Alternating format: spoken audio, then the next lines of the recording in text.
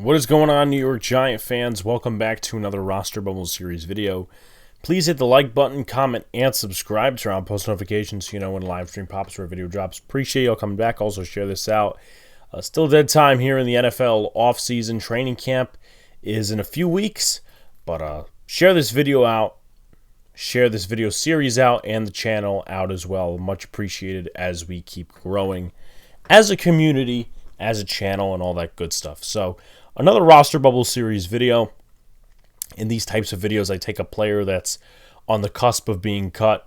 I talk about their background, their competition, what they can do to win a spot on the roster, how they could lose a spot on the roster, and then a prediction at the end. These videos are usually 5 to 10 minutes long, sometimes longer depending on the profile and the person.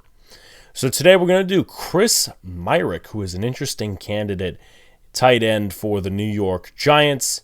Myarick, let's start with the background. 27 years old, 6'5", 261 pounds. Was an undrafted free agent out of Temple. Signed with the Miami Dolphins. Played like 3 games for them between 2019 and 2020. Then signed to the Giants practice squad in September of 2021.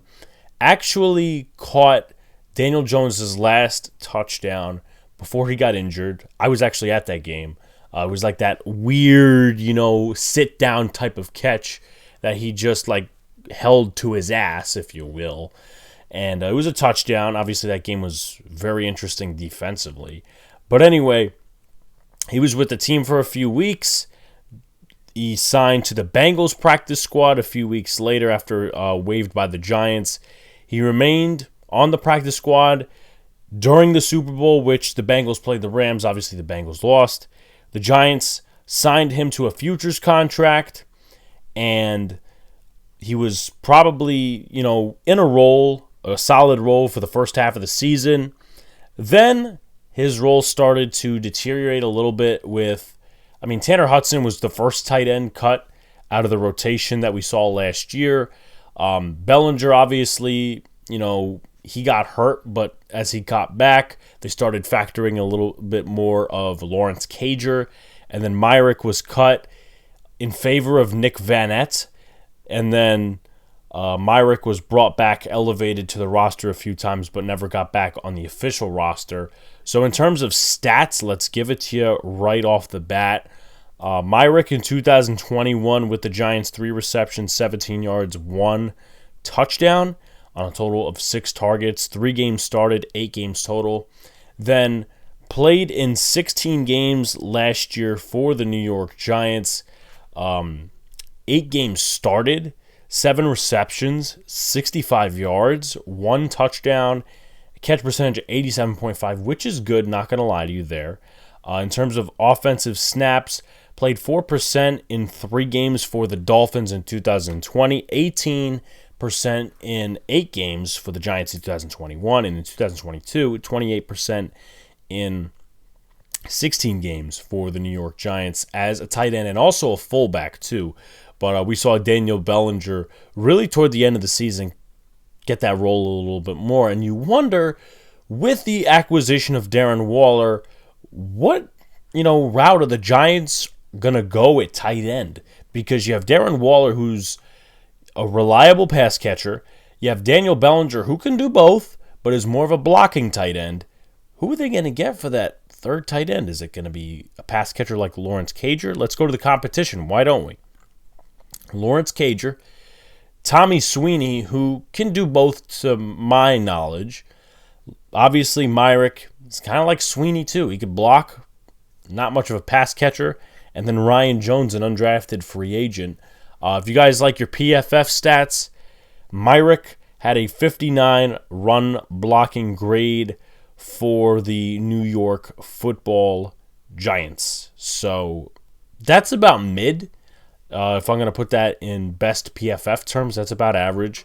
So, obviously you could probably get better with Daniel Bellinger, but also, once again, it's about the type of tight end that the Giants want to keep on the roster. And who knows? They may not be keeping these guys on the roster. They may keep the 2 tight ends and Darren Waller and Daniel Bellinger, release all these guys and pick somebody off the waiver wire. Who knows? because, I mean, we thought some of these other guys, the tight ends, would make it last year.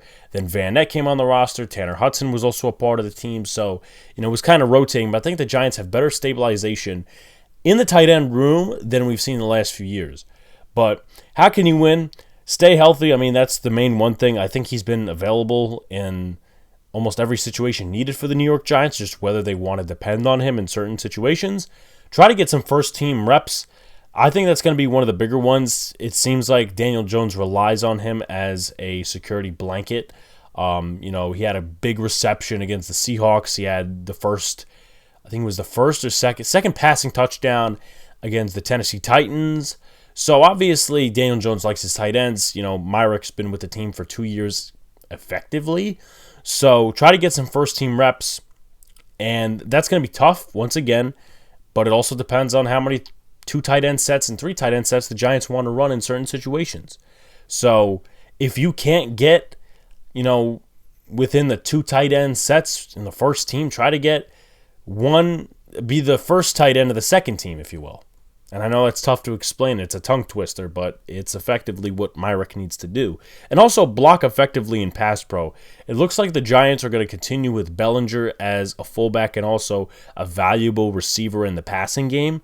So that might tell you, hey, listen, they're probably going to keep another tight end as a pass catcher more than a blocker because Bellinger could do both.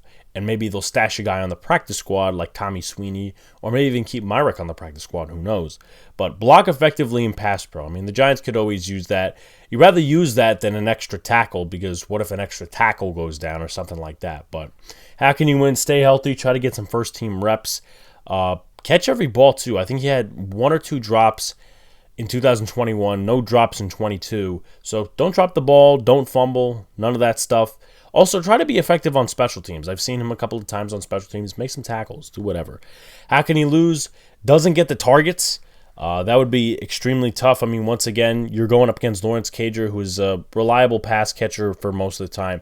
Tommy Sweeney, who's been in the league for like 1 or 2 years. We'll do a video on him. And Ryan Jones, who's an undrafted free agent. We'll see what he looks like in camp. But doesn't get the targets. I mean, I would imagine that Tyrod Taylor and Daniel Jones have some chemistry with Chris Myarick. I mean, Tyrod Taylor maybe a little less.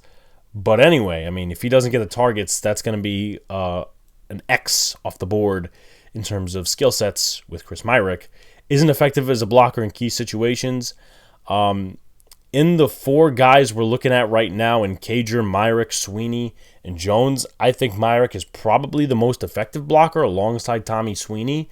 But we'll see what happens. And from what I saw last year, Myarick was an effective blocker, but obviously special teams and a couple of tidbit things go in there. So just to recap, how can you win? Stay healthy, try to get some first-team reps, catch every pass thrown to him, and block effectively in pass pro. How can he lose? Doesn't get the targets, isn't effective as a blocker in key situations, and on special teams too. I mean, if he doesn't get any special teams reps, he probably will. But if he doesn't make any impact on special teams, because the Giants need special teamers. Trust me, they do. Overall, I don't think he's going to make the roster. I think they're going to hint, and this is kind of a spoiler for some of the other tight end videos we'll do. But I think they're going to keep a pass catcher rather than a blocker. I mean, we'll see what happens. It's really up in the air right now. But if they're going to use Bellinger more as a blocking tight end, I would think they rely on another pass catcher rather than, oh my God, we're going to do this run blocking style type of shit.